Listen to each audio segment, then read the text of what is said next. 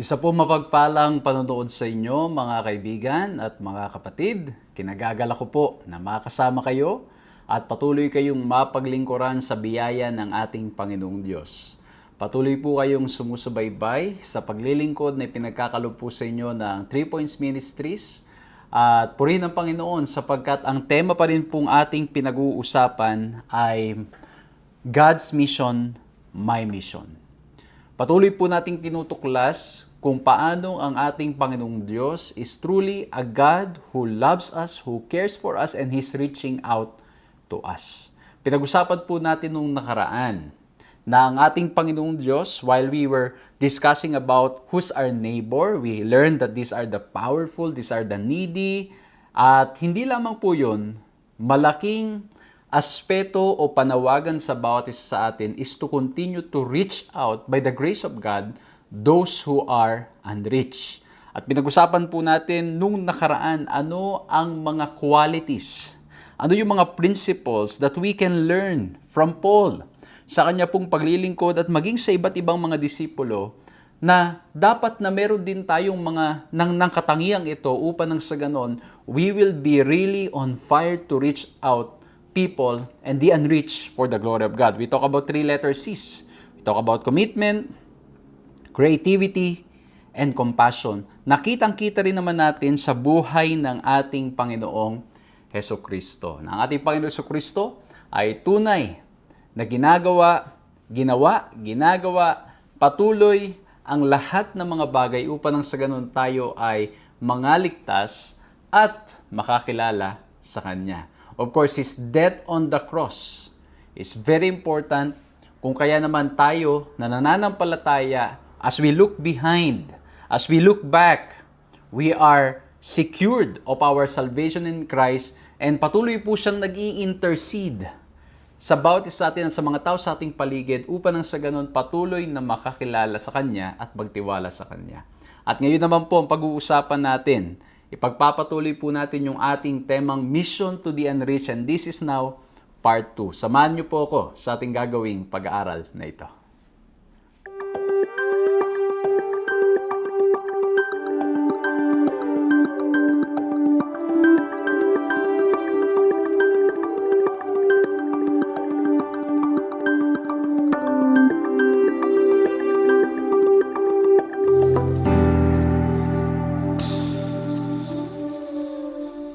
Ako po si Pastor John Alexis Mercado at patuloy po kayong sumusubaybay sa paglilingkod namin na napapanood din naman po sa Hope Channel Philippines.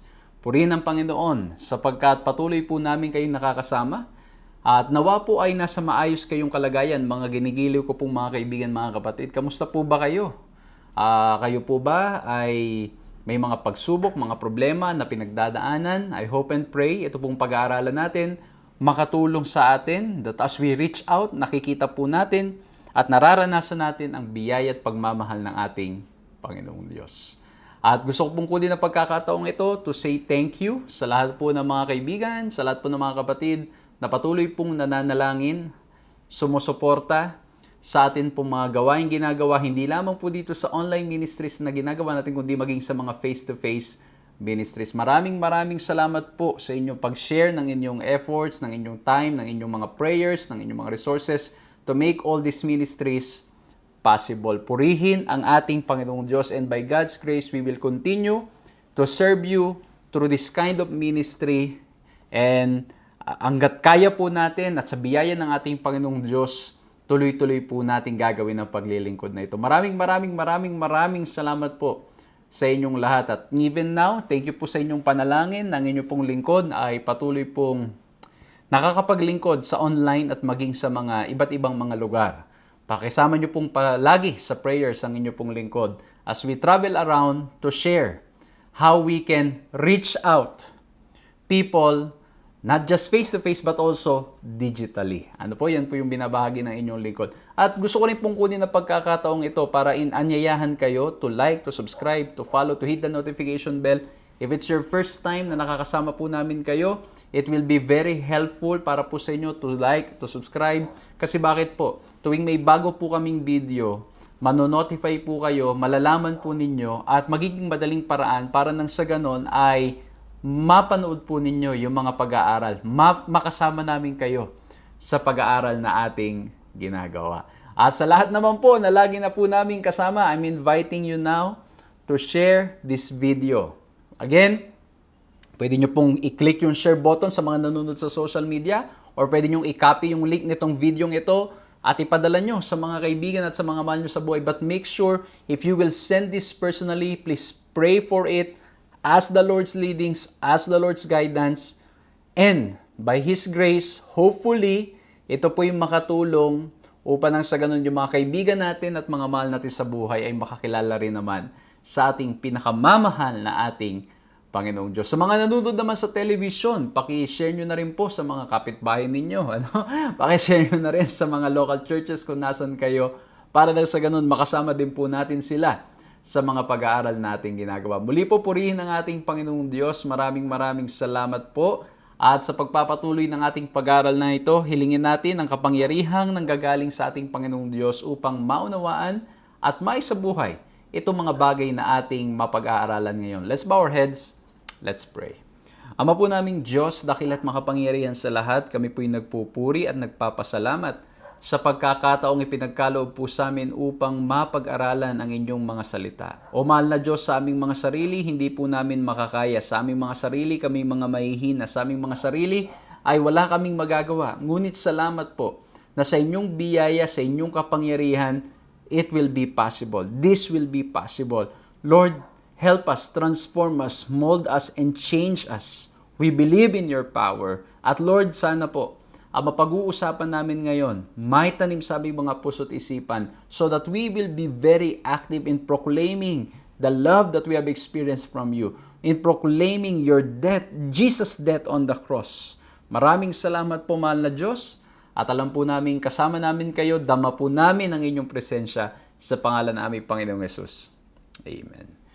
Muli po, isang magandang panunood, mapagpalang panunood sa inyo, isang magandang umaga, tanghali, hapon, or gabi, anong oras man na kayo po ay sumusubaybay sa pag-aaral na ito. Ikinagagalak po namin na makasama kayo, ikinagagalak po namin na patuloy na mapaglingkuran kayo, nasan man po kayong lupalop ng mundong ito. Kami po'y nagpupurit, nagpapasalamat na nakakasama namin kayo. Kami po'y nagpapasalamat sapagkat tuloy-tuloy po ang inyong pagtangkilik sa mga pag-aaral na ating ginagawa, lalong higit sa pag-aaral ng salita ng ating Panginoong Diyos. Amen? Sapagkat walang iba na dapat nating pag-aralan ng husto kundi ang salita ng ating Panginoong Diyos. Muli po, ang ating tema, God's Mission, My Mission, at ang topic natin ngayon, Mission to the Unreached, Part 2. At ang ating pong key text for this moment is in Matthew 15:28, at ang sabi diyan, Then Jesus answered and said to her, O woman, great is your faith, let it be to you as you desire, and her daughter was healed from that very hour. Mamaya po mas ipapaliwanag natin bakit itong text na ito ang napili nating key text para sa pag-aaral natin ito. Sapagkat, again, itong paglilingkod na ginawa ng ating Panginoon Jesucristo may kinalaman po doon sa ating topic na Mission to the Unreached. Because Jesus was not just concerned about the Israelites. He was concerned about everybody, at makikita po natin na sa maiksing panahon ng kanyang paglilingkod, ang kanya pong ginawang mga pagmiministeryo ay hindi lamang po sa mga Hudyo, kundi maging sa mga Hintil at maging sa mga probinsya at mga syudad at saka sa marami pang mga iba. Ano po? Kaya naman mga ginigiliw na mga kaibigan, mga kapatid, as usual, I want to share with you just 3 points. At nawa po, ito pong ating pag-aaralan na ito ay maging madaling paraan upang maunawaan, upang maibahagi natin sa ating mga kaibigan at sa ating mga kapatid. At nawa po ay magsilbing paraan na matulungan tayo na masummarize ng maayos ang ating leksyon na ito. And again, I'm sharing my reflections, and I'm inviting you to go back to the Word, to go back to the Scriptures. Pag-aralan nyo pong mabuti, and hopefully you will see the same thing. And I guess, baka po may makita pa kayong mas marami pang ibang leksyon. But I'm requesting you to go back to the Word of God. Huwag lang kayong manatili po dito sa panonood sa atin. It should encourage you to go back to the Scripture. Dahil yun talaga ang pag-aaral ng salita ng Diyos, walang katulad. Napakaganda, nakakatulong upang nang sa ganun patuloy tayong makalakad ng ayon sa kanyang kalooban. At alam po ninyo, napakaganda sapagkat anumang bagay na nasulat sa banal na kasulatan, naisulat yan para nang sa ganun tayong lahat ay magkaroon ng pag-asa, matuto sa mga pinagdaanan ng mga tao, ng mga karakter mula noon, at ito ay nakakatulong sa ating buhay. Kaya po papansinin niyo ang Biblia, ang mga nakasulat doon ay hindi lamang yung mga failures, hindi lamang yung successes, and even the failures ng mga karakter, because it helps us to see what's the best thing to do in this life. Alright? So ngayon, pag-uusapan po natin ito. Again, ang topic natin, mission to the unreached. At dito po, ang ginawa ko mga kapatid, I have, same po siya, but it starts with no, as in N-O. Okay? Letter B's. At ang first B natin, sa ating mission to the unreached, there's no borders. Ayan, parang ano na to ngayon, connected dun sa slogan ng Adventist World Radio, no walls, no borders, no limits. Ano? Yan po ang lagi naming sigaw, yan ang lagi naming sinasabi. When it comes to our service and ministry in the digital world and in the radio, there's no walls, no borders, no limits. But in our lesson today, in our mission to the unreached, pinakita ng ating Panginoong Hesukristo na maging ang kanyang paglilingkod, there are no borders. Bakit po? Sapagkat nung unang panahon, para lalo lamang po nating maunawaan, ang mga Hudyo ay ayaw pong makihalubilo sa mga kinukonsider nilang hintil o hindi nila kalahi. And Jesus, alam niyo po yun, yung norms ng mundo, they are expecting that Jesus will do the same. Na si Jesus will only mingle with the Jews, but we can see in the whole Bible that Jesus mingled with everybody, with the Gentiles and even to the tax collectors na kinukonsider nilang talagang matinding makasalanan. No? Although lahat naman tayo makasalanan, pero yung tax collector, they consider them, sila ay mga nagbetray sa country, sa kanilang lugar. Well, ang point mga kapatid, there is no borders because the Lord is calling us to serve anywhere, anytime that there is a need to go. And we can see this na yung paglilingkod ng ating Panginoong Jesucristo, if you will look at the Bible, He was serving the Galilean territory. At pagdating po sa Matthew 14:34, ang sabi po dito, when they had crossed over, they landed at Gennesaret. At alam nyo, ang ganda ng kwentong ito sa banal na kasulatan, itong lugar na ito, na itong Gennesaret, kung paanong ito ay pinaglingkuran. Ano po? At pagkatapos, mapapansin ninyo, just to give you a context, sa Matthew 14:34, they landed to Gennesaret. But in Matthew 4:25, when Jesus was preaching and healing the sick and proclaiming the gospel to all of them, ang sabi sa Matthew 4:25, large crowds from Galilee, the Decapolis, Jerusalem, Judea, and region across the Jordan followed Him. Okay? Pero kung mapapansin po natin, yung mga territories na sunod na pinuntahan ng ating Panginoon Jesucristo in Matthew chapter 14 and Matthew chapter 15 ay it seems na sila ay hindi nakabilong doon sa large crowds that followed Jesus. Kaya po pagdating sa Matthew 15:21 in connection doon sa ating key text, ang sabi dito, leaving that place, Jesus withdrew to the region of Tyre and Sidon. Okay? Kaya ito pong mga places na ito, na sunod na pinaglingkuran ng ating Panginoon Jesucristo is very relevant and very important because ipinapakita po dito that in the service of our Lord and Savior Jesus Christ, there is no borders. Maging yung mga Samaritan, yung mga basta Gentiles that are considered unclean ng mga Hudyo o hindi ayaw nilang kausapin, at maging mga cities, pinasok ng ating Panginoong Jesucristo, yung mga cities during that time, pinasok ng ating Panginoon. Kaya nga pong sabi dito sa ating lesson, besides Samaria, what region was missing? Dito po sa Matthew 4:25. The coastal region of Tyre and Sidon, part of Phoenicia, along the Mediterranean Sea and northwest of Galilee. We now see why Jesus went to this area. This trip to the region of Tyre and Sidon was one of Jesus' cross-cultural mission trip. Okay? So, ang gusto nating i-emphasize dito, there's no borders when it comes to the service of the Lord. Of course, tulad po yun, yung mga Hudyo. Talagang they considered it a border for them na they should not mingle with the Gentiles. They should not mingle with those whom they considered unclean. Pero dito makikita natin sa paglilingkod ng ating Panginoon Kristo, there is no borders.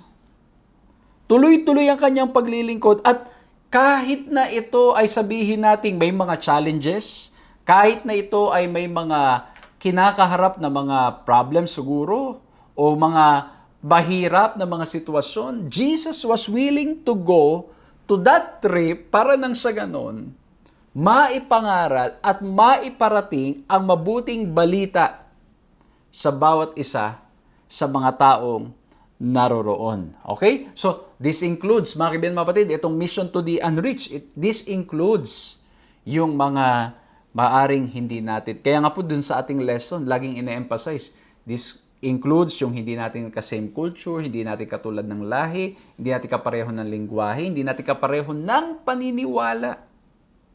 There's no borders when it comes to the mission of God. Tuloy-tuloy dapat nating ipinapangaral at ipinaparating ang mabuting balita ng ating Panginoong Diyos sa lahat ng mga tao. Amen? Ano po? Although may mga challenges, ito, I think in my years of pastoring dito po sa Pilipinas, nakita ko po mga kaibigan, mga kapatid, and as I travel in different places and different countries, ngayon po nakikita ko yung lawak ng gawain. Nakikita ko talaga yung challenge. Why even our church ay nagkakaroon ng mga clear mandate for mission. Na tayo talagang mangaral. Talagang tayo ay magkaroon ng contextualized approach how we can reach out yung other groups who do not have the same belief ng Christianity. At hindi lamang po yun, mga ginigilo ng mga kaibigan, mga kapatid, maging yung mga cities natin. Kaya nga po, even our church, we have this movement, urban missions. Okay, kasi bakit? In the years to come, yung mga places will turn into cities. Alam nyo, may mga ilang places na pinaglingkuran po ang inyong lingkod. Mga 10 to 15 years ago. At pagkatapos, alam nyo ba yung experience na nawala ka ng 10 taon dun sa lugar at pagkatapos bumalik ka and then hindi mo na ma-recognize yung place because the place is so developed. Ganyan po naging aking karanasan.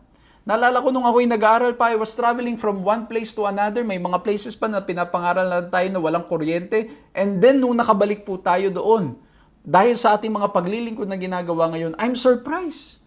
May mga naglalakihang malls na, may mga kuryente ng napaka-stable. Grabe mga kaibigan, mga kapatid. And in 2050, about 2060, a big percentage of the total places in the world will turn into cities. And so far, in our assessment, at maging sa mga theory, mga surveys, we are not really penetrating the cities. And that's why even cities are being considered as unreached territories. Mapapansin niyo po, napakadaming tao. Kaya nga po yung mga tinatawag na mga different movements that's happening in the city that's making it difficult. At alam nyo, pagdating sa city, ang mga kalaban natin dyan, mga secularism, mga yung attention because of yung consumerism na thinking ng mga madalas ng mga taong naroon. And so, we are reminded that there is no borders in the service of the King. Hindi tayo mag-stay lang in our comfort zone. Just like Jesus, si Jesus went outside to do a cross-cultural mission trip to reach out those people. And He exposed His disciples, and He is asking the same to us. That we don't stay where we are. Kailangang patuloy po nating ipangaral, ipalaganap ang salita ng ating Panginoong Diyos even outside our comfort zone. Well, I understand. Pag nasanay na tayo sa isang lugar, nasanay na tayo sa isang paglilingkod, yung change is really difficult to handle. Alam nyo mga kapatid, grabe ang challenge when you go from one place to another. Yung nai-experience po ng lingkod ninyo, nai-experience ko po ay mga 1 week lang or 3 days lang na we'll try to do some short mission trips in different countries, different places. But dun pa lang mga kapatid, kita ko na yung hirap. Especially when you go to a different country at walang makapagsalita masyado ng English, how will you preach the Word of God? How will you share the Word? Tapos hindi lang yun, yung difference of culture na i-make sure natin na they will understand yung salita ng ating Panginoong Diyos. At hindi lamang yun, yung language na gagamitin natin will not mean harm. Ano po? Although syempre, talagang darating ang panahon na sa ating pangalan ng salita ng ating Panginoong Diyos, may mga mababanggit tayo that is totally against the understanding of the people around us. Pero ang point, we need to present it with love. But again, sa kultura mga kapatid, we need to be very careful. Kasi bakit po? Baka yung mga gagamitin nating words, mga gagamitin nating mga pamamaraan, ay lalo silang ma-turn off sa salita ng ating Panginoong Diyos. And that's why there are challenges in reaching the unreached. There's challenges in reaching, dito po yung mine-mention dito, yung unreached is being referred to the urban territories, kasi nga po hindi rin madali. Hindi uubra dito yung tinatawag nilang mamimigay ka lang ng mga goods and then people will listen. Kasi in the cities, most of the people staying are capable. Ano po? Hindi uubra dito yung basta magpatawag ka ng ako po sa experience ko sa 6 na taon na paglilingkod sa city, hindi umubra yung 2 weeks na gabi-gabing pangangaral. Kasi bakit? Ang laging sagot ng iba, well, umubra sa ilan, pero hindi umubra sa karamihan. Kasi yung sabi nila, well, pastor, yung work namin, tatamaan pa rin yan. Yung shift namin, hindi kami lagi makaka-attend yan. Of course, there's power in the preaching of the Word of God, but we need to find ways how we can reach out. Itong mga different groups of people na unti-unti are being considered unreached as well. Kaya sabi pa po sa ating lesson, many challenges face the Adventist urban missionary. Among them include health and environmental concerns. Others would include the high cost of living, racism, bigotry, nationalism, and constraints on religious freedom and expression. Nevertheless, despite this obstacle, we must work for the cities. Okay? Kahit na may mga challenges in the cities, we need to work for the cities by the grace of God. Amen? Ito mga kapatid, that's why there's a book released by the church and they compiled the writings of Ellen White about mission to the cities. Paanong mapapangaralan at marireach out natin ang mga cities? Kasi totoo nga naman mga kapatid, mga kaibigan, in the cities, nandoon yung mga yung attention can easily be diverted. When the place is so developed, it can easily be diverted. Mawala yung attention natin sa ating Panginoong Diyos. But by God's grace, when we continue to hold on to Him, it's possible na yung mga places na ito, hindi tayo ang ma-influence, kundi tayo ang maging light. But of course, we need a lot of prayers. We need accountability para nang sa ganun po, may magsasabi sa atin kung tayo ba ang nai-influence o tayo ang nakaka-influence sa mga places where we are especially in reaching the cities. Because mga kapatid, ito mga kaibigan, I'll be honest with you. In my mission, in my experience in trying to reach the cities, somehow talaga mga kaibigan, mga kapatid, there's a big possibility na ang mai-influence ay yung mga missionary. Okay? May big challenges, and that's why yung accountability and being solid in the Word of God, yung being solid sa salita ng ating Panginoon Diyos in understanding our beliefs is very important sa pagsabak po natin sa mission to the city. Sabi pa nga po dito, merong mga yung high cost of living, napakahirap din. Pansinin nyo, mangaral ka o magkaroon ka ng evangelism in rural areas with amount of, let's say, 50,000, 100,000, ang dami mo na magagawa, dami mo ng tao mapapaglingkuran. Pero when you go to the cities, just the rental ng place, ay grabe, napakahirap. Naalala ko po nung minsan, we were renting a big place just to cater, just to reach out to professionals, to those people considered elite, mga businessmen, and we have to pay a big amount of money just for one day. Hindi nga one day, 4 hours lang in a day.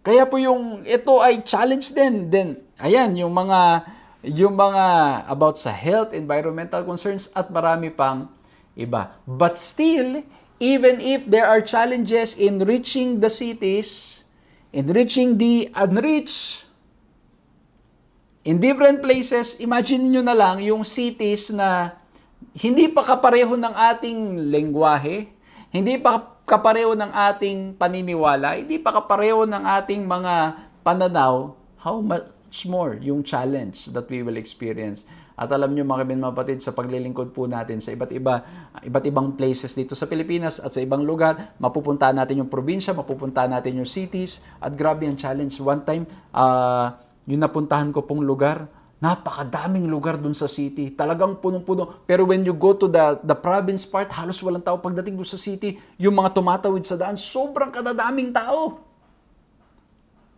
At ang reflection na lang na aming magagawa, what can we do by the grace of God to reach out all these people so that they will know Jesus? But what I'm trying to emphasize in our lesson, there's no borders. When it comes to our services, when it comes to our ministry, the Lord is calling us to reach out the unreached. The Lord is calling us to reach out the cities. The Lord is calling us to reach out those people who are totally different in their perspective, in their language, in their culture from us. Amen? The Lord is calling us. There's no borders. At kita natin sa example ng ating Panginoon Kristo. The large crowd was already following Him in Matthew chapter 4, but because hindi na-mention yung mga other places, in Matthew 14 and Matthew 15, He visited those territories. Hindi sinabi ng Panginoon, okay na, marami naman ang sumusunod sa akin, okay na yun. No! Ni-reach out pa rin ng ating Panginoon Kristo, at hindi lamang ni-reach out, basta-basta pumunta siya doon sa lugar upang sila ay mapaglingkuran, and also para ang ating mga missionaries o ang ating mga disciples niya ay ma-expose. Makita yung nangyayari at maranasan nila how to reach out to cities and to the unreached people. So ano pa? Number 1, there's no borders. Number 2, linagay ko po dito, there's no bias. Sa paglilingkod ng ating Panginoon Kristo, there's no bias. Kasi bakit po? Tingnan niyo, basahin natin sa Matthew chapter 9, 35 to 36. Jesus went through all the towns and villages, teaching in their synagogues, proclaiming the good news of the kingdom, and healing every disease and sickness. When He saw the crowds, He had compassion on them because they were harassed and helpless like sheep without a shepherd. Mapapansin niyo po yung description, He had compassion on them. And we can see this all throughout the Bible. Na ang ating Panginoon Kristo is always moved with compassion. Moved with the desire to help them, to alleviate the pain na ina-experience ng mga tao sa kanyang kapaligiran. And that's why we always emphasize that in our ministry, there should be no bias. But in reality, mga kaibigan, mga kapatid, we cannot remove na meron pa rin tayong mga biases. Okay? Ako, lagi ko po sinishare yan. Sa pag-aaral ng Bible, ang lagi sinasabi, there should be no bias. But in reality, we have biases. Anong magagawa natin? Can we totally remove biases? By the grace of God, yes. By the power of the Holy Spirit, yes. Okay? Kasi bakit ko po sinabing may biases? Sometimes, di ba, it depends on the color of the skin. Okay? Kapag yung kulay ng balat ay ganito, para mas pinapaboran. Pag ang pinag-aralan ay medyo ganito at iba, minsan nangyayari yan. Pero sa paglilingkod ng ating Panginoon Kristo, there's no bias. There was always compassion. Kaya mapapansin po natin, maging si Pablo sa kanyang patuloy na pagtingin sa ating Panginoon Kristo, sa kanyang patuloy na pagkilala sa ating Panginoon Kristo, maging ang kanyang buhay ay nabago. And that's why when he looks at people, he looks at them as people who needs a Savior. There's no bias. And so we need to be aware of our biases. Maging aware tayo sa mga biases natin. At pag aware po tayo sa mga biases natin, pag nangyayari na ito, we need to pray to the Holy Spirit that we should not be biased in our dealings with people. At ito, ang ganda. Kasi pinakita ng ating Panginoon Kristo na ang kanyang paglilingkod hindi lamang para sa mga Hudyo. Alam nyo ba yung aklat ng Matthew, based on studies, the way Matthew presented Jesus, it is designed for Jewish audience. Si Mark naman, the way it is designed and the way it is written, ang main purpose niya is to reach out the Gentile audience. Okay? Ulitin ko po si Matthew, Jewish audience, si Mark, Gentile audience. At ang ganda kasi, merong same story, in Tyre and Sidon, kaya nga po itong lesson natin, pinapakita yung importance of this location, of this place na ni-reach out na ating Panginoon Kristo.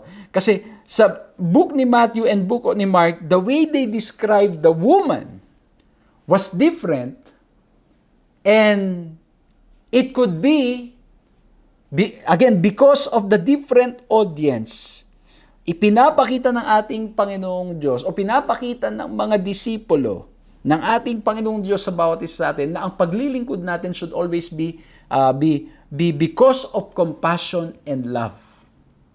And there is no bias. There is no partiality. Dapat lahat pantay-pantay ang ating tingin. We are all sinners. We all have sinned. We all have fallen short. And what we need is Jesus. Amen? Okay, tingnan niyo po, basahin natin sa Matthew 5:21-22. Again, Matthew. So, ibig sabihin, this is designed for Jewish audience. Ang sabi dito, leaving that place, Jesus withdrew to the region of Tyre and Sidon. A Canaanite woman from the vicinity came to him crying out, Lord, Son of David, have mercy on me. My daughter is demon-possessed and suffering terribly. So, ang description ni Matthew, a Canaanite woman. At kung pag-aaralan po ninyong mabuti, ang mga Hudyo ay merong hindi magandang pananaw sa mga Canaanites kasi because of their experience in the past.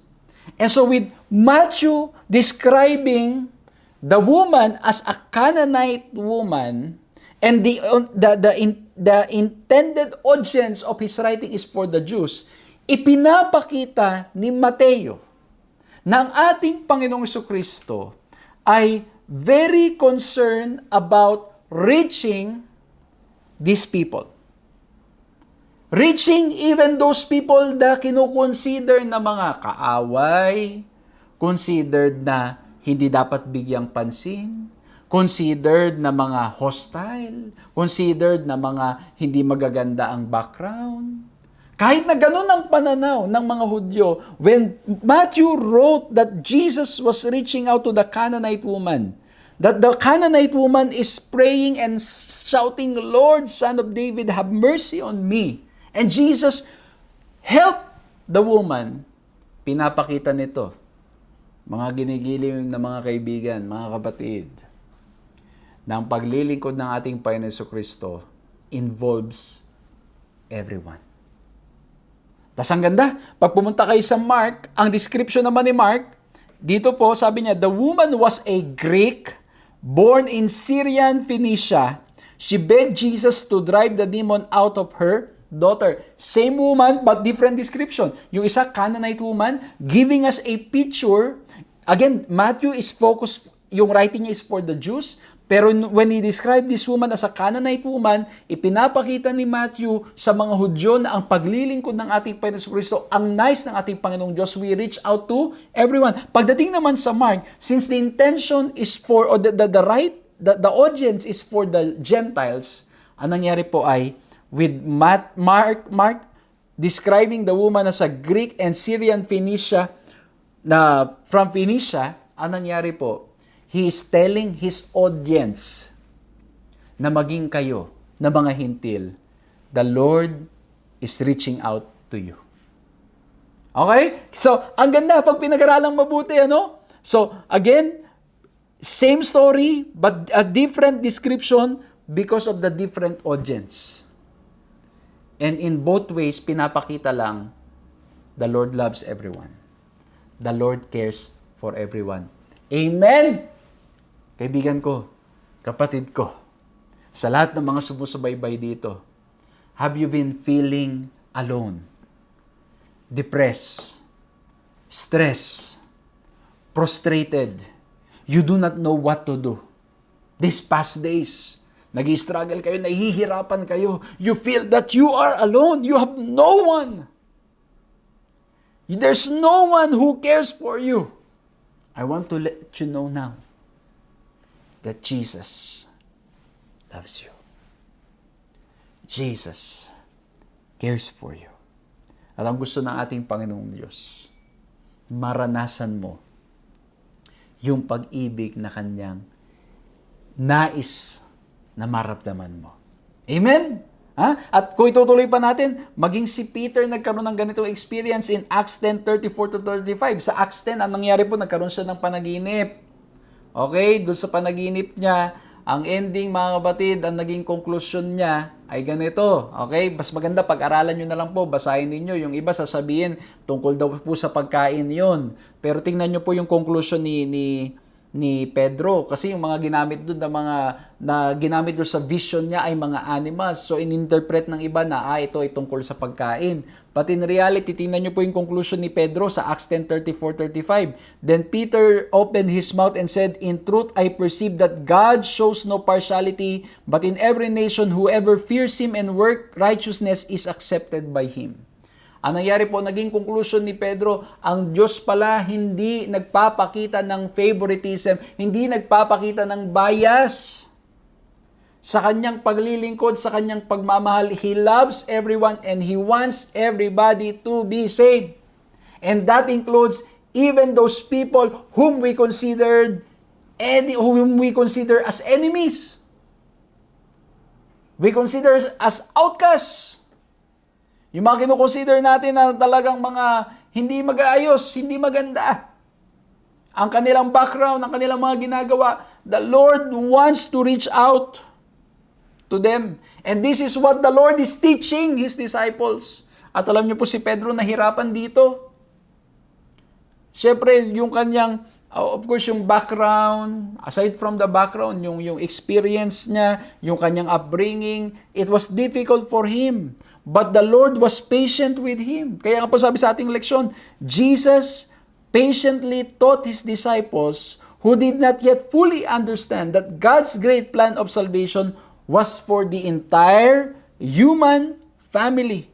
Not just one nation or rural ethnic group. The Holy Spirit can help us to overcome our prejudice and bias in order to complete our mission to the cities. Grabe. It's only through the power of the Holy Spirit. Kasi minsan po, di ba, may mga biases talaga. As we reach out the cities, sometimes meron na tayo kagad conclusion, ay naku, yung mga lugar na yan, naku, ganito yan, ganito yung karanasan dyan, ganito yan, masama dyan, ganito, ganyan.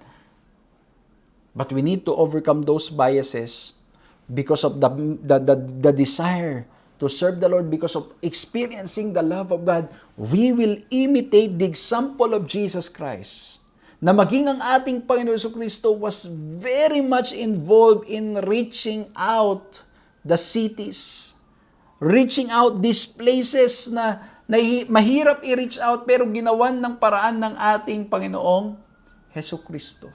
Kaya naman mga kaibigan, mga kapatid, I think for those people who are residing in the cities, in the provinces, maybe this is also something that we need. Baka po may mga nanonood na mga leaders ng churches natin ngayon. Maybe it's really high time to look at our demographics, look at our map, and see ano yung mga places na mga unreached na hindi natin nare-reach out. At baka may mga cities, may mga places na wala tayong masyadong nagagawang pag-penetrate. Kasi baka po yung ating mga pamamaraan ng mga paglilingkod ay we just want one approach, one size fits all approach, at ito po'y hindi basta-basta possible. The Word of God is powerful. But we need to speak it in a way that people will understand. Kaya nga po ang ating Panginoon Kristo, nagkatawang tao. Para maintindihan at maunawaan natin yung kanyang plano at yung kanyang pagmamahal para sa bawat isa sa atin. Kasi nga po yung laging description, nasubukan nyo na bang makipagkwentuhan sa langgam? O di ba kahit anong kausap mo dyan, hindi kanya maiintindihan. So parang ganun. Parang yung ilustrasyon na yun, parang ganun mga kaibigan, mga kapatid, na tayo yung langgam at ang Diyos napaka-infinite. We won't totally understand. And that's why He need to come down to our level para nang siguro may paliwanag na mahal tayo. Mahal niya tayo. Ang point ko mga kaibigan, mga kapatid, we need the power that comes from the Lord to help us so we can reach out the cities. We might need to look at all of these statistics and all of these the things and see what are we doing in the cities? What are we doing in reaching out the people in the city? Kung meron tayong mga churches, mga nanonood ngayon na ang churches ninyo nasa city, kayo'y nasa city, what can we do? Hindi lamang as a church, but as individual, maybe in your workplace, mga kaibigan ko, mga kapatid ko, ano ang pwede natin gawin to reach out yung mga tao sa ating kapaligiran. Kaya nga po, we promote yung tinatawag natin na workplace ministry. Na dun sa ating trabaho, maipalaganap natin ang ebanghelyo. Na dun mismo sa ating mga eskwelahan, sa ating trabaho, nasan man tayo, we are to be mindful that we are there as ambassadors of Jesus. Amen? So number 1, we talk about no borders. When it comes to our mission to the unreached, mission to the cities, there's no borders. Number 2, there's no bias. Love ni Lord, lahat. Mahirap, mayaman, malaya o hindi, may trabaho or wala, ano man ang sitwasyon sa buhay, ano man ang kulay ng balat, mahal ng ating Panginoong Diyos. Amen? Kaibigan, nanonood ngayon, damahin mo at ramdamin mo ang pagmamahal ng ating Panginoong Diyos. Baka po may sumusubaybay dito na hindi pa ipinapasakop ang kanyang buhay sa ating Panginoong Diyos. Kaibigan, kapatid, open your heart. Open your heart. Damahin mo ang pag-ibig ng Diyos. Mahal ka niya. Kung paanong nire-reach out niya itong mga cities na ito, He's reaching out to you. Ano po? Kung meron po mga sumusubaybay dito na because of our studies, you have been moved to study more the Bible and to be baptized dahil hindi pa kayo marahil na babaptize, then I'm inviting you to please reach out to us so we can help you and assist you and refer you to the nearest church where you are. Para nang sa ganun po ay mapaglingkuran kayo at mapakilala pa ng tuluyan ang Diyos na nagmamahal sa inyo. Amen? Okay, number 1, no borders. Number 2, no bias. Number 3, linagay ko po dito, there's no backing out. No backing out. Bakit? We need to continue the service. Ang sabi po sa Luke 18:8, ang ganda ng tanong na ito. When the Son of Man comes, will He really find faith on the earth? Grabe itong tanong na to. When the Son of Man comes, will He really find faith on the earth? At kung babasahin natin ang banal na kasulatan sa bagong tipan, makikita po natin sa bawat lugar na pinuntahan ng ating Panginoong Jesucristo. Maging tingnan nyo doon sa pagpunta niya sa Tyre and Sidon, there's this woman who's shouting, Lord, have mercy on me. At maging sa mga paglilingkod ni Pablo sa iba't ibang mga lugar, maging sa paglilingkod ng mga disipulo na Pedro at marami pang iba, may mga tao na nananampalataya, na hindi pa tayo nakakarating, na hindi pa tayo nakakapunta, na hindi pa tayo nakakapangaral sa lugar na yun, pero meron ng tao ng ating Panginoong Diyos, may mga tao doon na may pananampalataya, na naghihintay lamang na mas lalong higit nilang maunawaan ang salita ng ating Panginoong Diyos. And so, in our mission to the unreached, once we go in the Lord, there's no backing out. Ito'y tuloy-tuloy. Tuloy-tuloy na paglilingkod na ating gagawin. Kasi bakit po? Yung isa sa kwento sa aklat ng gawa, na maging si Pablo ay nagkaroon ng konklusyon ng sabi niya, akala ako'y nag-iisa, pero meron palang mga tao ang Diyos sa lugar na ito. All we need to do is to really depend on God, pray to Him, ask for His leadings, tuloy-tuloy lang maglingkod kahit na may mga challenges, kahit na mahirap, kahit na para bang ang dating nito ay walang nangyayari sa ating paglilingkod, let's continue to pray to the Lord and He will lead us and He will help us. Amen? Ano po? Kaya po, naalala ko yung isang awit. Ang sabi dun sa awit, I have decided to follow Jesus. No turning back, no turning back. Naalala ko nung minsan, merong isang kumanta niyan at ang sabi niya, I have decided to follow Jesus. No turning back, but I turn back. Pero sa paglilingkod sa ating Panginoong Diyos, it should not be like that. It should be a commitment to the service that there's no backing out in the service of the Lord. Yes, there will be challenges. Hindi sinabi ng ating Panginoon that it's going to be easy. Hindi sinabi ng ating Panginoon, it's going to be just smooth. Sige, maglingkod ka lang, magiging smooth, wala kang magiging problema. At alam niyo mga kapatid, sa akin pong 13, almost 14 years of service in the Lord as a pastor, I can say it's not smooth. There are challenges. But still, even with all those challenges, the Lord sustains, the Lord empowers, and that is God's chosen means that He allows it to happen so that His missionaries, His ministers will learn to trust Him more and more. It's a way kung saan ang anak ng Diyos, ang mga naglilingkod ay nababago rin, nagmo-mold, natatransform by the grace of our Lord and Savior Jesus Christ. But the point is, there's no backing out. When we are called to serve in one territory, kahit gaano kahirap yan, let's not back out. Let's continue the service. Let's pray to the Lord to lead us to people. Naalala ko nung minsan, first time ko pong ma-assign sa grabing city sa Ortigas. And for already 2 months, wala akong magawang yung normal na ginagawa sa mga rural areas na nagba-Bible study, nagko-crusade, nagkakaroon ng evangelistic campaigns nightly. Hindi ko magawa. And I remember staying doon sa condominium ng isang member po natin na pinatuloy po tayo ng libre ng ilang buwan. I remember looking at the window and crying to the Lord and praying, Lord, what do you want me to do? Lord, I've been here. I feel like I'm useless. I'm worthless. Walang kwenta yung aking pagstay dito, Lord. Anong gagawin ko, Lord? I'm crying to the Lord. How can I reach this big city? How can you use me to reach these cities, these people for the glory, for your glory? Remember mga kapatid, naiyak ako. Sabi ko, Lord, anong gagawin ko? Hindi ko alam. I'm incapable. I'm not qualified. I don't know how to go about this. And then as I pray and continued the service, the Lord gave the wisdom. The Lord opened the way. At nagkaroon po ang inyong lingkod ng napakaraming mga kaibigan, mga contacts na na-Bible studyan natin, yung mga kumpanya nila, yung mga tao nila, at marami pang iba. And by God's grace, it led to baptism of people in those places.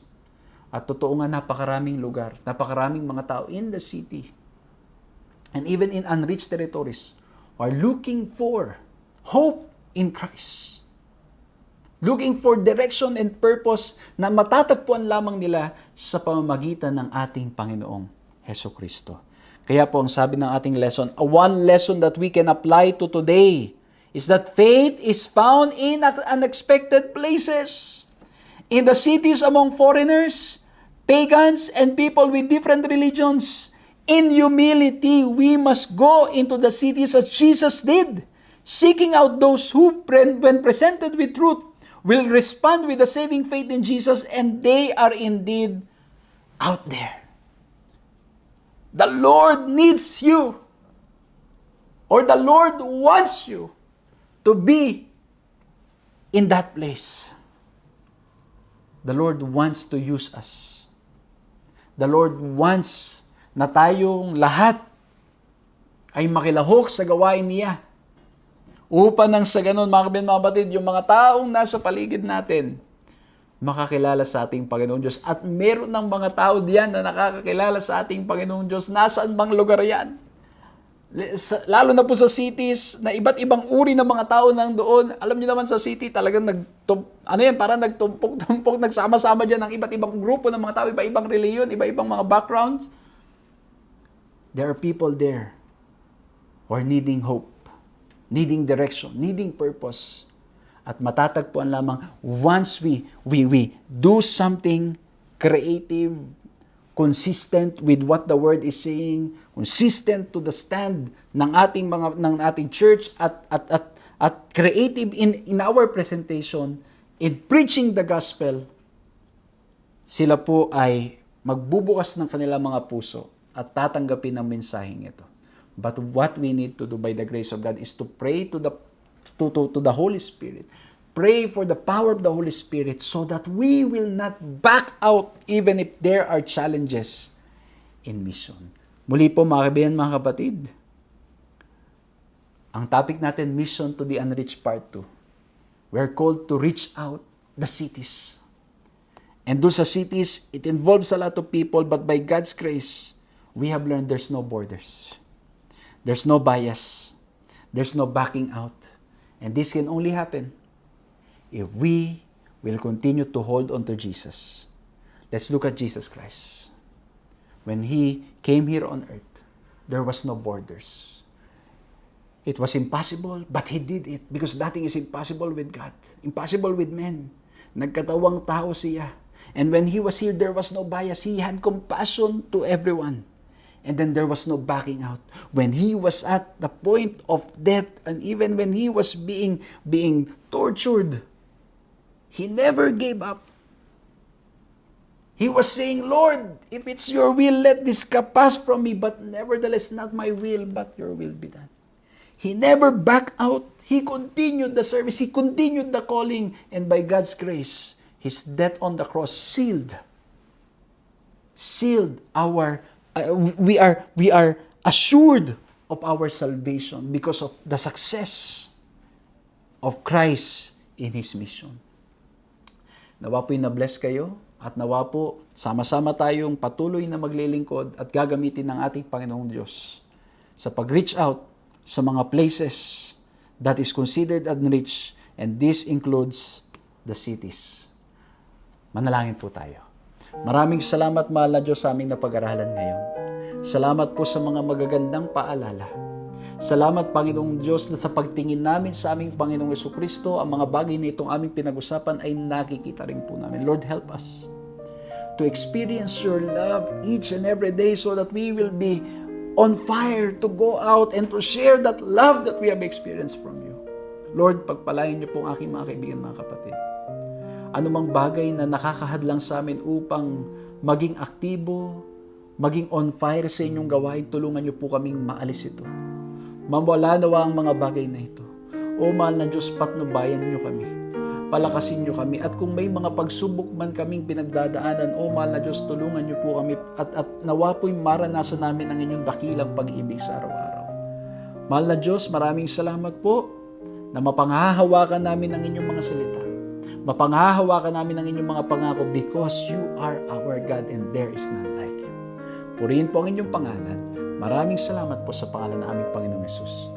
Amen. Maraming salamat, mga kaibigan, mga kapatid, sa inyong pong ginawang pagsama sa ating programang ito. Nawa po'y na-bless kayo, nawa po'y nakinabang kayo, at patuloy po namin kayo inaniyan to share this video upang nang sa ganun marami pong makinabang rin at marami rin po ang mabless. At muli po maraming salamat sa inyong patuloy na pag-support, sa pananalangin, sa pag-share ng inyong mga blessings upang nang sa ganun ang gawain po natin ay mapagpatuloy not only here sa 3 Points Ministries and Hope Channel Philippines, but also po sa ating mga ginagawang pagdalaw sa iba't ibang mga lugar upang maipahayag ang mabuting balita na mahal tayong lahat ng ating Panginoong Diyos. Muli po, maraming salamat. Magkita-kita po tayong muli sa susunod na pag-aaral.